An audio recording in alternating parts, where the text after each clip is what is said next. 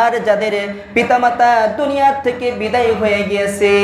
যারা দুনিয়া থেকে চলে গিয়েছে, আমরা এখানে অনেকে আছি আমাদের পিতামাতা দুনিয়ায় বেঁচে নাই অথবা একজন দুনিয়া থেকে চলে গিয়েছে, আল্লাহ পাক তাদের জন্য শিক্ষা দিচ্ছেন, তাদের জন্য দোয়া শিক্ষা দিচ্ছেন। আল্লাহ পাক কুরআনুল কারীমের ভিতরে সূরা বনী ইসরাঈলের 24 নম্বর আয়াতে আল্লাহ পাক শিক্ষা দিয়েছেন,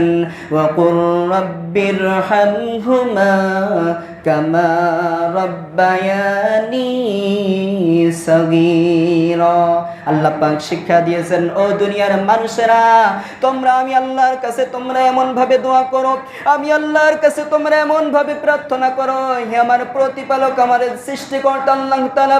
আমার পিতামাতার উপর তুমি রহম করো, পিতামাতার সাথে সুন্দর ব্যবহার করো, পিতামাতার উপর রহম করো, যেমন ভাবে তারা ছোট্ট বেলায় আমাকে লালন পালন করেছে, আমাকে বড় করেছে, আমাকে